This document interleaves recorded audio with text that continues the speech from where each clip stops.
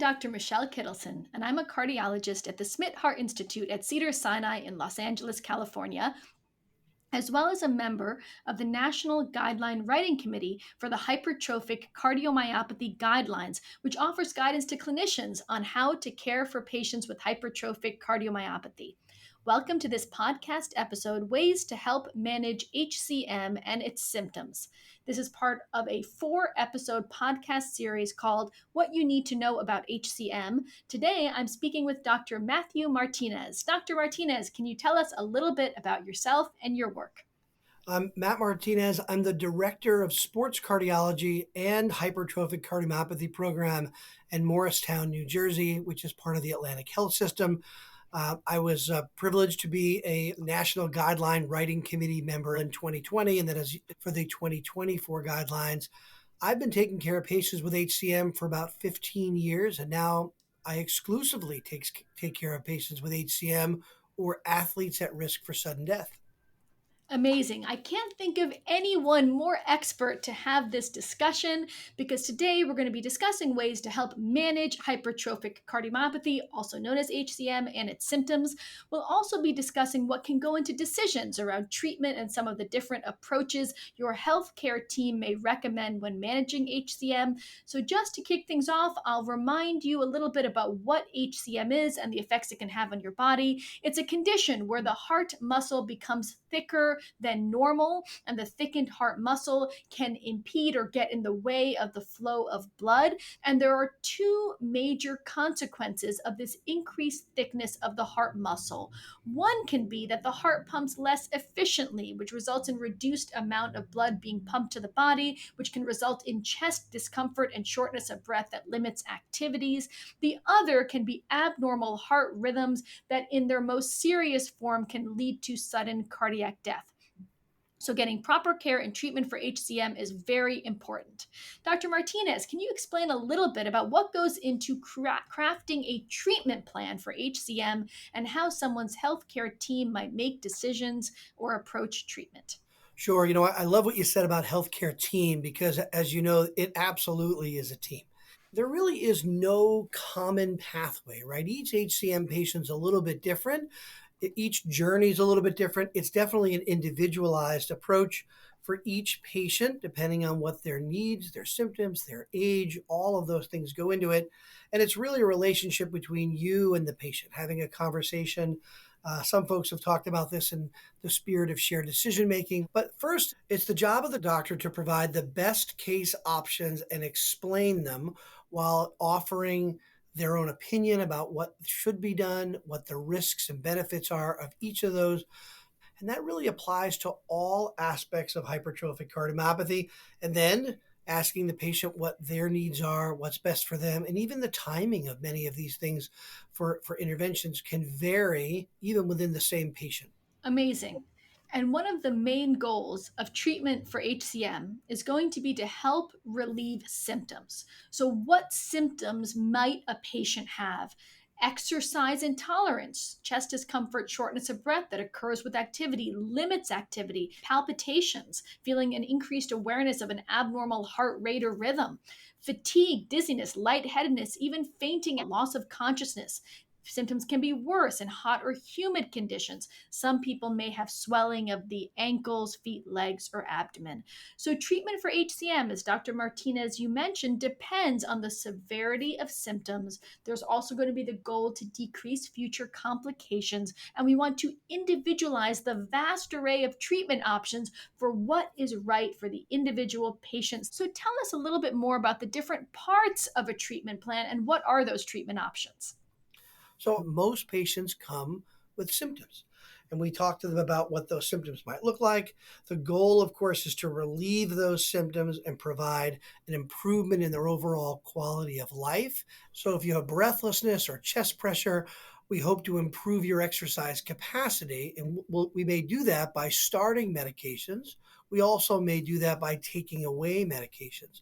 So there are some medicines that actually make the obstruction of hypertrophic cardiomyopathy worse. So medicines like diuretics or what's known as a water pill can lower the water content inside the heart. It actually dehydrates the heart, and these can make symptoms worse. So we usually tell folks to hydrate themselves. In addition, if you're on a blood pressure medicine, something that's specific to just lower the blood pressure, that can make obstruction worse. So many times, the first thing we do is we take away medicines that make things worse, like diuretics and pure blood pressure medicines.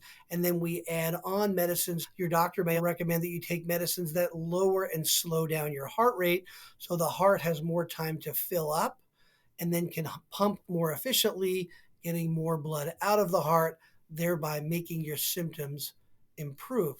Medicines that allow the heart to fill and prevent obstruction, they improve the blood flow as it tries to leave your heart. And then finally is a discussion about lifestyles, habits, and other conditions. We know that you do better if you're more fit, and we want to then develop a safety plan for exercise. And boy, is that individualized depending on who the patient is and what their risk factors are. And we have a conversation about their weight, their diet, importance of hydration, and then what they can do long term to lower the complications related to hypertrophic cardiomyopathy. That is such an amazing, comprehensive overview.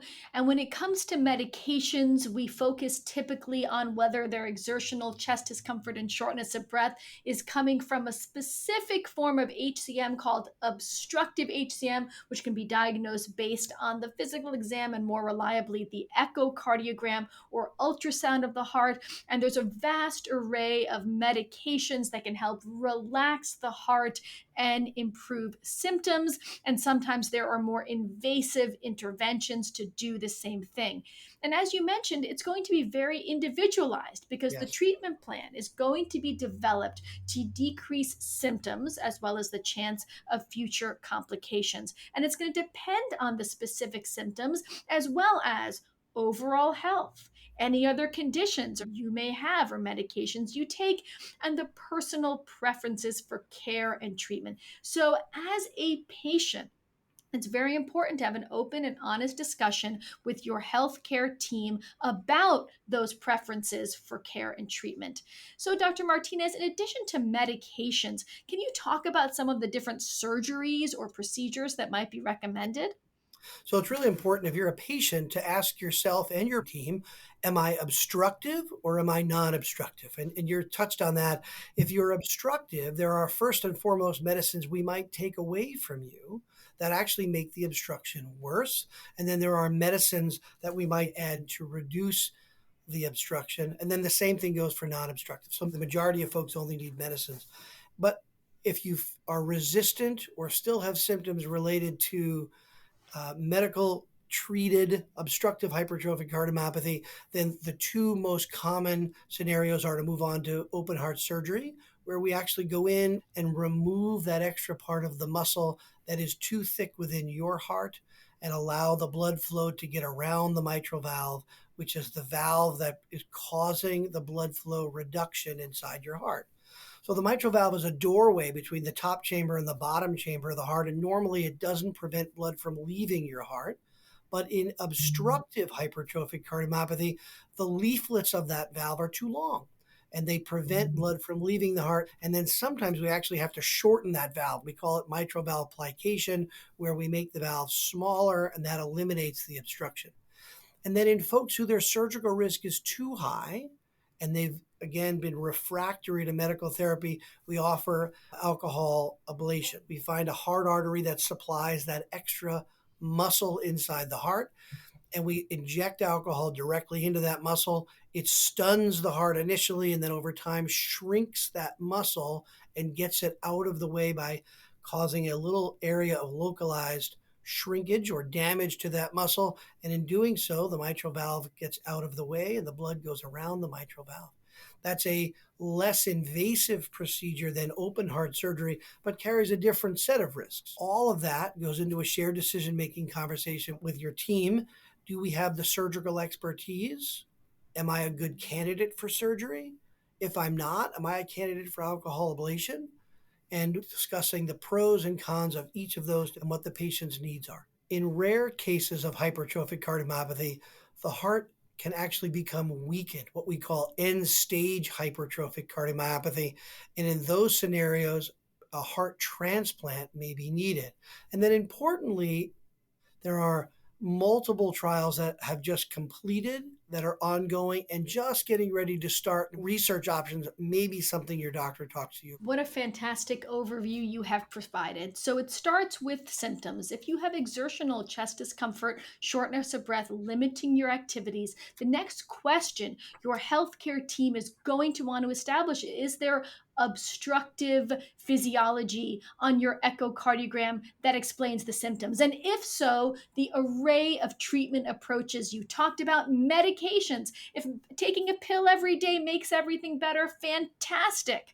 But if it doesn't improve symptoms, then the options of a procedure. And it's so important, as you said, medically, we give our medical best recommendation and then come to a consensus based on the patient's medical history and preferences. And we should also talk about lifestyle changes, as you mentioned earlier, getting support. This is very important. Any diagnosis is a life changing event, and lifestyle changes may not directly impact the health of your heart or the natural progression of HCM, but it never hurts to improve overall well being. So, exercise, staying physically active will improve how you feel mentally and physically, and always talk to your healthcare team about what is safe, especially if you're thinking about exercise that is more vigorous or intense. Common sense approach, have a healthy, well balanced diet, because that will also help you attain a healthy weight and you will feel better, less stress on the body at a healthy weight, and will decrease the risk of surgery or procedures. Smoking doesn't help anything. Everyone should quit smoking yesterday, especially if you have any health condition, including HCM. You can talk to your healthcare team about ways to help you quit. And alcohol is likely toxic to all of us in really any dose. So, limiting or avoiding alcohol cannot hurt to help keep your body in as good a shape as possible. And especially if you're on medications, to ask your doctor how alcohol will impact your medications. So, talk to your HCM doctor. Tell them what your goals are for physical activity. Tell them your questions about diet, alcohol, smoking to get the best care. And when it comes to support to deal with the stress of a new diagnosis, it's natural that having this diagnosis will lead to its own range of feelings and emotions and challenges. Remember, you're not alone. You should feel empowered to share your concerns, because sometimes speaking with a healthcare professional with expertise in optimizing mental well being will be hugely helpful.